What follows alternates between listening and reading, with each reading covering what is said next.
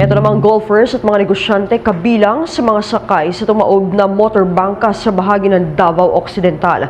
Kuha tayo ng mga detalye sa pag-uulat ng Bombo Radyo Jensan.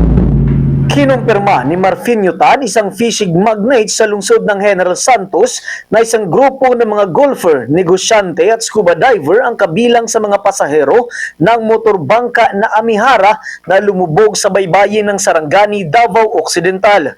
Sa isang eksklusibong panayam ng Bombo Radio Jensen, isiniwalat ni Tan na si Christopher Bulig lamang ang nakasurvive sa pangyayari matapos ma-rescue ng mga mangingisda sa Balut Island.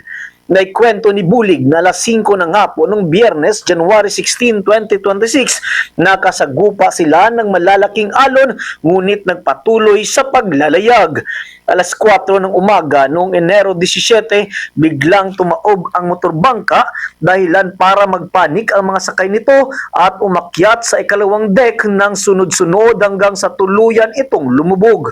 Mula sa grupong may hawak na lubid, humiwalay sina Bulig at Herwin Tan at lumangoy sa ibang direksyon. Sinabi ni Tan na nasabing grupo ay nagsagawa ng recreational fishing ngunit mapanganib ang paglalayag sa malawak na karagatan dahil hindi mahuhulaan ang biglaang malalaking alon. Wala rin silang kasama na kanila sanang maging guide sa kanilang paglalakbay at hindi pamilyar umano ang kapitan ng motorbangka sa kondisyon ng dagat sa Davao Occidental. Nagbabala si Tan na ang anumang recreational vessel ay dapat kumuha ng clearance o permit mula sa Maritime Industry Authority o Marina bago maglayag upang matiyak ang kaligtasan ng mga pasahero. Sa ngayon, patuloy ang search and rescue operation sa mga natitira pang mga missing. Lumubog sila dahil sa bad weather. That's it.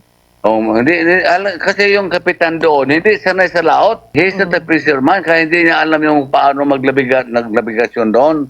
Okay, karamihan talaga, madisgrasya yung walang alam sa kondisyon ng high seas. Alam mo naman, fishing, hindi naman basta-basta yan. That's very dangerous business. Ito si Bombo Marcabanos para sa number 1 and most trusted source of news and information. Basta Radyo, Bombo! For the most trusted source of news and information, visit our website at www.bomboradio.com. Follow us on Bombo Radio mobile app, Facebook, YouTube, TikTok, and X, formerly Twitter. Like, share, and stay connected. Anytime, anywhere.